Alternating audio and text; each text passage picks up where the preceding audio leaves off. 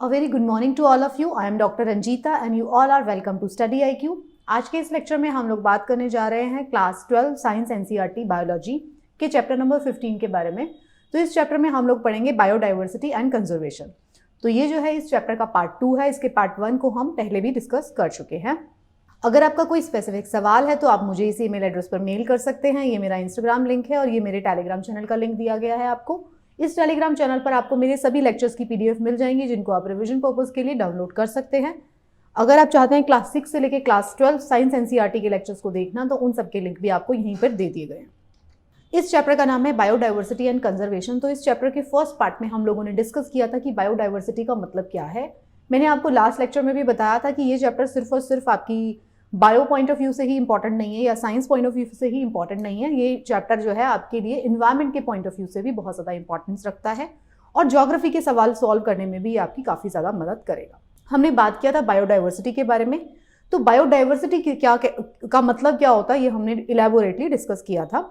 हमने बात किया था कि ये टर्म जो है एडवर्ड विल्सन ने कॉइन किया था। हमने बात किया था कुछ फैक्ट्स के बारे में। मैंने आपको बताया था कि जो 20,000 स्पीशीज़ ऑफ एंट्स हैं, 3 लाख स्पीशीज़ ऑफ बीटल्स हैं, ये सारी चीज़ें हमने बात किया था। हमने बात किया था कि बायोडाइवर्सिटी जो है 3 लेवल पर हो सकती है। जेनेटिक डाइवर्सिटी हो सकती है, स्पीशीज़ डाइवर्सिटी हो सकती है और इकोलॉजिकल डाइवर्सिटी हो सकती है। तीनों में क्या क्या फ़र्क है मैंने आपको एग्जाम्पल के साथ काफ़ी डिटेल में समझा दिया था। फिर हमने बात किया था ग्लोबल स्पीशीज़ डाइवर्सिटी के बारे में। इसमें हमने कुछ फैक्ट्स को देखा था। हमने बात किया था कि हमने अभी तक कितने एनिमल्स जो हैं IUCN के अकॉर्डिंग मोर देन 1.5 मिलियन जो है स्पीशीज़ अर्थ पर एग्जिस्ट करती हैं। अगर हम बात करते हैं रॉबर्ट मे की तो मैंने बताया था आपको कि रॉबर्ट मे ने बोलते हैं कि ग्लोबल जो डाइवर्सिटी है स्पीशीज़ के अंदर वो 7 मिलियन तक हो सकती है।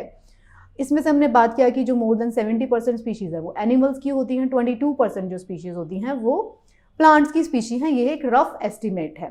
तो इस रफ एस्टिमेट से आप समझ सकते हैं कि अगर हम अर्थ पर अगर देखते हैं इन टोटल तो हमें पता चलता है कि एनिमल्स ज़्यादा हैं एज कम्पेयर टू प्लांट्स की वैरायटी के। ओके, हमने फिर बात किया था इस चार्ट को। मैंने आपको बोला था you can read this chart और आप इसको अपने दिमाग में बैठा सकते हैं, अच्छे से आप इसको देख सकते हैं। इनवर्टिब्रेट्स, वर्टिब्रेट्स और प्लांट्स के केस में, अगर वर्टिब्रेट्स के केस में हम बात करते हैं तो फिशेस जो होता है उसका नंबर काफ़ी ज़्यादा है।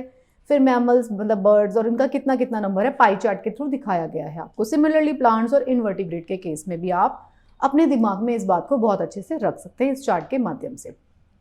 हमने बात किया था वही बायोडाइवर्सिटी इन इंडिया की हमने बात किया था। हमने बात किया था कि इंडिया के पास सिर्फ कितना लैंड एरिया है, 2.4% है वर्ल्ड का लैंड एरिया, लेकिन उसके पास 8.1% जो है बायोडाइवर्सिटी जो है इंडिया के अंदर रहती है। तो आप समझ सकते हैं कि कितना कम लैंड एरिया जो है वो इंडिया के पास है, but still it has very rich biodiversity.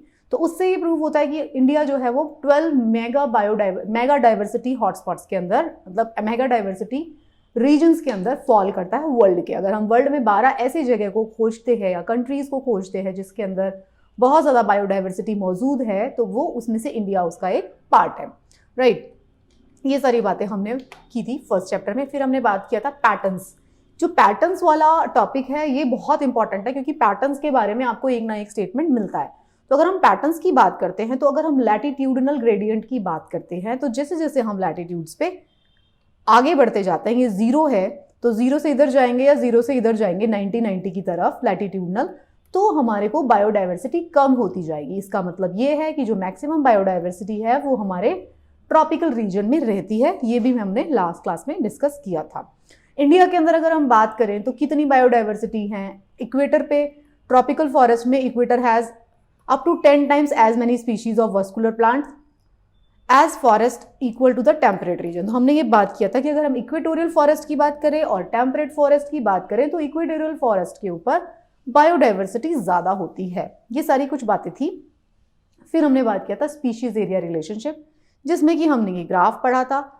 जैसे जैसे आप एरिया एक्सप्लोरेशन बढ़ाते जाएंगे तो स्पीशीज की डाइवर्सिटी बढ़ती जाएगी up to a certain level, यहाँ तक बढ़ रही है, उसके बाद स्टैटिक होना शुरू हो जाती है। ये हमने बात किया था। फिर हमने बात किया था इंपॉर्टेंस क्या है स्पीशीज की। अगर बायोडाइवर्सिटी किसी एरिया में ज़्यादा है तो हमने उसके इंपॉर्टेंस की बात किया था। अगर किसी एरिया में स्पीशीज की बायोडाइवर्सिटी ज़्यादा है तो वो मोर स्टेबल एरिया होता है, वो एक स्टेबल कम्युनिटी को प्रोवाइड करता है, उसका एक्सटिंक्शन भी नहीं होगा, वो रेजिस्टेंट होगा। तो इस तरीके से उसके अंदर हमने बात किया था। फिर David Tilman a long term experiments on ecosystem found that plots with more species showed less year to year variation in total biomass. उसने बताया कि it is clear that how species richness contribute to the well being of an ecosystem. उसने बताया कि जितनी species की richness होगी एक इकोसिस्टम में, डेविड टिलमैन ने, उतना ज्यादा वो इकोसिस्टम जो होगा स्टेबल होता जाता है। ओके फिर ये कुछ जो साइंटिस्ट है उनके एक्सपेरिमेंट थे, उन्होंने क्या क्या बोला, you can read it from slide. Hypothesis उन्होंने दिया, उसके बारे में भी आप बात कर सकते हैं। ये this all you can read from the PDF. Okay जो इसमें से समझाने का पार्ट है मैं आपको उसके बारे में ले चलती हूँ। अब हम बात करेंगे लॉस ऑफ बायोडाइवर्सिटी। तो जो लॉस ऑफ बायोडाइवर्सिटी है उसका क्या क्या कारण हो सकता है। ओवर पॉपुलेशन उसका एक सबसे बड़ा कारण है, अर्बनाइजेशन उसका एक कारण हो सकता है, इंडस्ट्रियलाइजेशन उसका एक कारण हो सकता है। तो IUCN जो है, IUCN एक रेड लिस्ट डॉक्यूमेंट देता है। IUCN की जो रेड लिस्ट डॉक्यूमेंट है उसके अंदर वो क्लासिफाई करते हैं, आप सबने पढ़ा होगा, लीस्ट कंसर्न से लेके वाइल्ड, एक्सटिंक्ट इन वाइल्ड करके कैटेगरी है IUCN की रेड लिस्ट। उसके अंदर जो है स्पीशीज को कैटेगराइज किया जाता है कि कौन सी स्पीशी के ऊपर हमें बहुत ज़्यादा ध्यान देना चाहिए। उससे हमें पता चलता है कि ये जो एंडेंजर्ड है या क्रिटिकली एंडेंजर्ड स्पीशी है, लीस्ट कंसर्न स्पीशी है, इस तरीके से उसको क्लासिफाई किया जाता है। तो IUCN रेड लिस्ट ने बताया कि एक्सटिंक्शन ऑफ 784 स्पीशीज जो है अब तक हो चुका है, जिसके अंदर से 338 जो स्पीशीज हैं वो वर्टिब्रेट्स की हैं, 359 इनवर्टिब्रेट्स की और 87 प्लांट के स्पीशीज अब तक लॉस्ट हो चुके हैं, एक्सटिंक्ट हो चुके हैं। किन कारणों से? 500 साल में लास्ट हो चुके हैं। कारण उसका पॉपुलेशन एक्सप्लोजन, अर्बनाइजेशन और इंडस्ट्रियलाइजेशन रहा है। ऐसी चीज़ों की वजह से वो एक्सटिंक्ट हो गए जिसमें ह्यूमन बींग्स का बहुत बड़ा योगदान रहा है।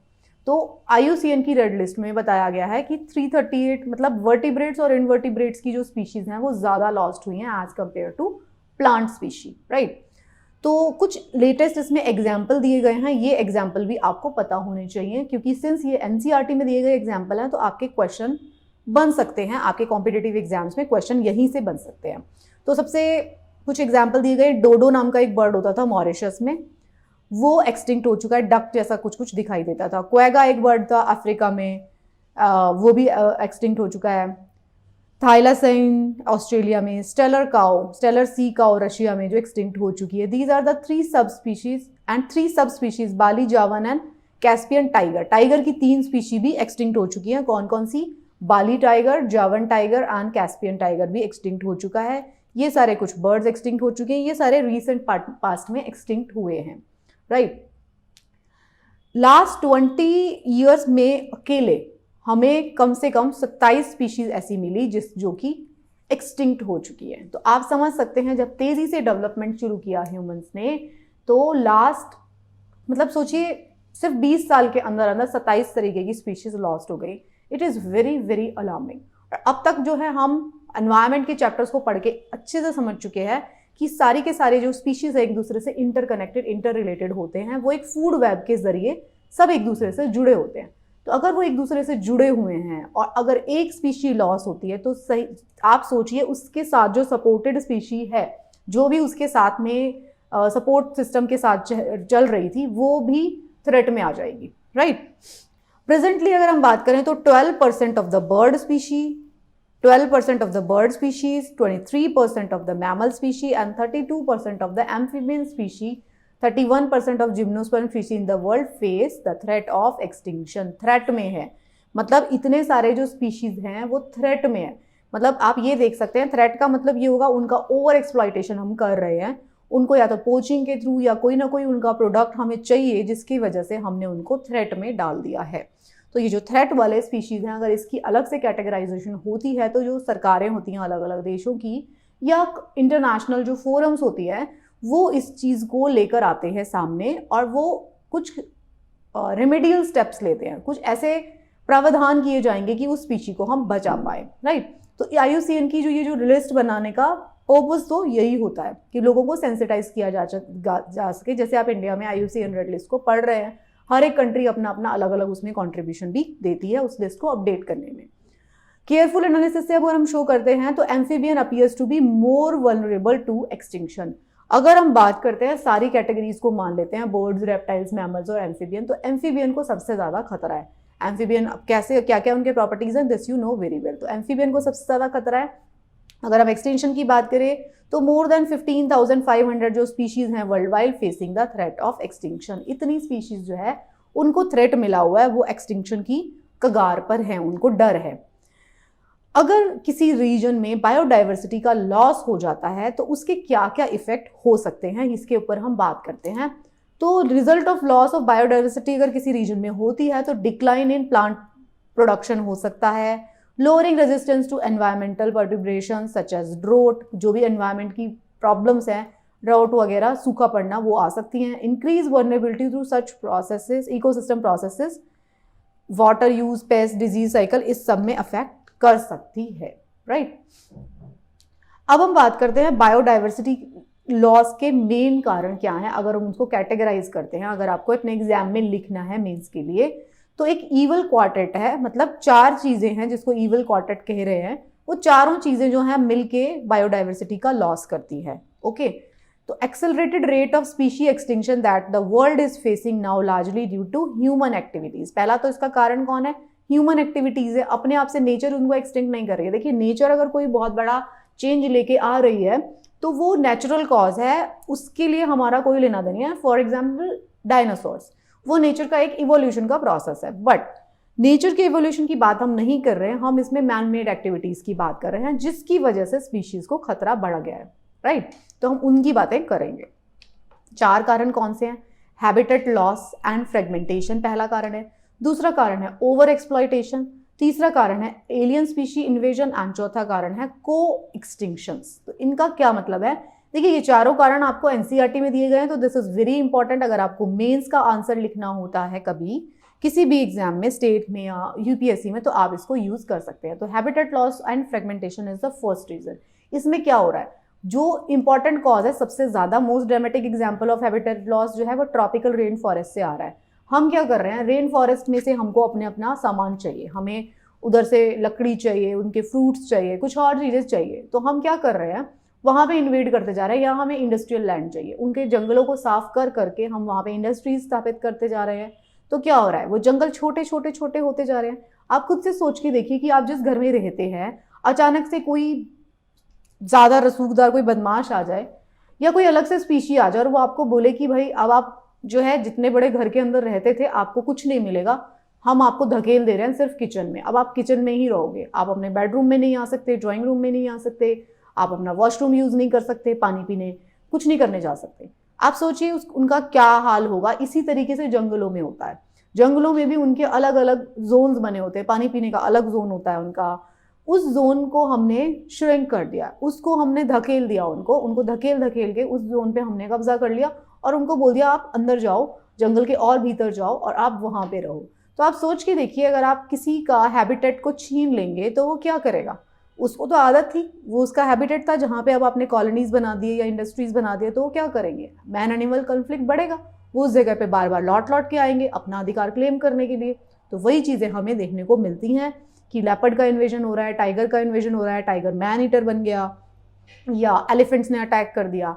तो दीज आर द एग्जाम्पल। अगर आप उनके हैबिटेट को छीनते जा रहे हैं तो वो क्या करेंगे, वो ना चाहते हुए भी अपनी जगह को क्लेम करने वापस आएंगे। कई बार वो सिर्फ और सिर्फ कंफ्यूजन में, क्योंकि उनको पता है कि वो उनका एरिया था, वो उनका पैसेज था, तो वो वहाँ पे लौट लौट के आते हैं, तो उससे मैन एनिमल कॉन्फ्लिक्ट बढ़ जाते हैं। तो हम बात कर रहे थे कि मोर देन 14% जो अर्थ का सरफेस है, earth land surface, these rain forest are no more than 6%। पहले 14% हुआ करते थे, अब सिर्फ 6% से भी कम रह गए हैं रेन फॉरेस्ट। अब आप सोच के देखिए, 8% जो रेन फॉरेस्ट थे, अलग अलग कंट्रीज ने, ह्यूमन बींग्स ने उनको अपने अंदर कब्जा लिया है और सिर्फ 6% बचे हैं। ओके, डिस्ट्रॉय कैसे हो रहे हैं, फास्ट हो रहे हैं। By the time you finish reading this chapter 1000 more hectare of rain forest would be lost. कितना अलार्मिंग है। जितनी देर में ये चैप्टर खत्म होगा, आधा घंटे में, आपका 1000 एकड़ और आधा 1 घंटा लगेगा, 1000 एकड़ और लॉस्ट हो चुका होगा। अलग अलग जगह पे काम चल रहा है, अलग अलग टाइम जोन में हम हैं, राइट। अमेज़न के अगर हम रेन फॉरेस्ट की बात करते हैं, अमेज़न जंगलों की, तो ये बहुत बड़े जंगल थे जिनको हमने लंग्स ऑफ द प्लैनेट कहा। सबसे बड़े आपके ट्रॉपिकल रेन फॉरेस्ट है अमेज़न, वो लंग्स ऑफ द प्लैनेट कहे जाते हैं, उसके अंदर मिलियंस ऑफ स्पीशी रहती है। ये सबको किस लिए काटा गया? उनको काट दिया गया कल्टीवेशन ऑफ सोयाबीन और for conversion of grass land. मतलब आप सोचिए, सिर्फ हमने अपने पर्पस के लिए जंगलों को काट काट के क्या लगा रहे हैं? घास लगा रहे हैं अपने जानवरों को खिलाने के लिए। जानवर क्यों चाहिए? क्योंकि जानवर हमको खाने हैं, हमको मीट का प्रोडक्शन चाहिए, हमको खाने हैं जानवर, इसलिए हमने उनको खिलाने के लिए जंगलों को काट के घास लगा दिया। सोयाबीन हमको खाने हैं या हमें अपने एनिमल्स को खिलाना है ताकि उनका प्रोटीन रिच बॉडी बने, ताकि वो हमारे लिए ज़्यादा बेनिफिशियल हो। तो इस तरीके की चीज़ें कर करके हमने जंगलों को काटा। मतलब आप देखिए कि कितना सेल्फिश मोटिव है। अगर आप किसी नोबल मोटिव के लिए काट रहे हैं जंगल को, तो it is still, I mean, shelter के लिए काट रहे हैं, बट आपने किस लिए काटा? बहुत सारे अब आप सोच सकते हैं इसके बारे में। You can think about it. You are not school के बच्चे तो नहीं हो, आप पढ़ रहे हो। जितना भी लॉस हुआ जिससे कि बहुत सारा पॉपुलेशन इंक्रीज हो गया, मतलब ये सारी चीज़ें हो रही है, ये सबसे बड़ा कारण है। हैबिटेट लॉस जो है सबसे बड़ा कारण है जिससे कि स्पीशीज जो है एक्सटिंक्ट होती जा रही है। नेक्स्ट जो कारण है, ओवर एक्सप्लॉयटेशन। देखिए, जंगल जो है आपको बहुत सारी चीज़ें प्रोवाइड करता है। आप अगर उसको सिर्फ अपनी नीड्स के बेस पे यूज़ करते हो, मतलब नीड्स वो आपकी फुलफिल कर सकता है सदियों सदियों तक, बट वो आपकी ग्रीड को फुलफिल नहीं कर पाएगा जंगल। अगर जितनी आपको नीड है, जितना आपको खाना चाहिए उससे, जितनी लकड़ी चाहिए खुद को गर्म करने के लिए, जितनी लकड़ी चाहिए अपने घर बनाने के लिए, वो जंगल आपको प्रोवाइड करेगा। अगर आप उसकी स्पीशीज़ को डिस्टर्ब नहीं करते तो जनरली वो स्पीशीज़ भी आपको हार्म नहीं करते हैं, क्योंकि आपने इकोसिस्टम के बैलेंस को डिस्टर्ब नहीं किया। बट जब आप ओवर एक्सप्लॉयटेशन शुरू करते हैं, नीड की बजाय ग्रीड आ जाती है, तो शुरू होती है रिसोर्सेज का ओवर एक्सप्लॉयटेशन और एनिमल्स का एक्सटिंक्शन शुरू हो जाता है। इतनी सारी species, Steller sea cow, passengers pigeon, ये सब के सब ओवर एक्सप्लॉयटेशन की तरह की वजह से एक्सटिंक्ट हो चुके हैं। बहुत सारी फिश की स्पीशीज जो है, मरीन फिश की पॉपुलेशन है, वो डिक्रीज कर रही है, क्योंकि हम लोगों ने अपने प्रोटीन कंटेंट के लिए, अपने ओमेगा 3 फैटी एसिड के लिए ओवर एक्सप्लॉयटेशन, हमने एक्सपेरिमेंट करके पहले जान लिया, ओके अच्छा इस तरीके की फिश जो होती है वो खाने में टेस्टी है, इससे ओमेगा 3 फैटी एसिड मिल रहा है, इससे ये मिल रहा है, हमने उनको ओवर एक्सप्लॉयट करना शुरू कर दिया। थर्ड रीजन जो था वो था एलियन स्पीशीज इन्वेजन। मतलब कोई ऐसी स्पीशी हम उस जगह पर ले आए जो उस जगह से बिलोंग ही नहीं करती थी। मतलब एक कोई जंगल था, उस जंगल में वो एक तरीके की स्पीशी नहीं रह सकती थी, वो किसी और जंगल में रहती थी, बट क्योंकि हम उस जंगल के पास रहते हैं तो हमने क्या किया, उठा के लेकर आए उसको और उस जगह पर ला के छोड़ दिया। तो एलियन स्पीशीज जो होती हैं दे इंट्रोड्यूस अनइंटेंशनली होती हैं, कई बार अनइंटेंशनल इंट्रोड्यूस हो जाती हैं क्योंकि ह्यूमन बींग्स के साथ साथ आ जाती हैं। वो शिप आया तो शिप पे आ गई, और कई बार डेलिब्रेट पर्पसफुल उनका इन्वेजन किया जाता है, ताकि उसकी वजह से क्या हो रहा है, कई बार वो इतनी खतरनाक साबित होती हैं एलियन स्पीशी की वो जो वहाँ की नेटिव स्पीशी थी उसी को मार डालती है, उसी की ग्रोथ के लिए खतरा बन जाती है, उसी का एक्सटिंक्शन हो जाता है। तो इसके एग्जाम्पल दिए गए हैं, ये एग्जाम्पल भी मैं आपको कहूँगी कि आपको पता होना चाहिए। जो नाइल पर्च है, introduce into lake Victoria in East Africa led to eventual extinction of an ecologically unique assemblage of more than 200 species of cichlid fish. I mean, कैसे इसको pronunciation करेंगे? Cichlid, okay, यही हो सकती है correct pronunciation. Cichlid fish जो है उसको उसने extinction कर दिया। किसने? नाइल पर्च को हमने इंट्रोड्यूस कर दिया था लेक विक्टोरिया में, तो उसको डाल दिया गया, तो उसने उसकी जो पहले वाली फिश थी उसको एक्सटिंक्ट कर दिया। और क्या एग्जाम्पल है? कैरेट ग्रास एक दूसरा एग्जाम्पल है। कैरेट ग्रास जो है, लेंटाना है, वाटर हाइकिंथ है, इन सब ने भी जो दूसरी स्पीशी थी, जो वहाँ की नेटिव स्पीशी होती थी, उसको एक्सटिंक्ट कर दिया। Recently illegal introduction of African catfish Clarias gariepinus, aquaculture के लिए उसको हमने इंट्रोड्यूस किया, तो उसने क्या किया, उसने वहाँ की जो स्पीशी है उसको भी थ्रेट दे दिया। तो ये कुछ कुछ एग्जाम्पल हैं, कुछ कुछ यहाँ पे टैबुलेट कर दिए गए, लेकिन इतने सारे एग्जाम्पल है हमें पता भी नहीं चलता, उन स्पीशी के बारे में कोई पूछता भी नहीं है काइंड ऑफ। सारी IUCN की नज़र सबके ऊपर थोड़ी ना रहती है, और आपके इन्वायरमेंटलिस्ट जो है सब जगह थोड़ी ना मौजूद है। अब आप जितने लोग इस लेक्चर को देखेंगे उसमें से कितने लोगों को ये सेंसिटाइज कर पाएगा चैप्टर? हर कोई तो नहीं सोच रहा है ना इन्वायरमेंट के बारे में, तो उतना ही है, इतनी सारी स्पीशी एक्सटेंड हो जाती है और किसी को पता नहीं चलता है।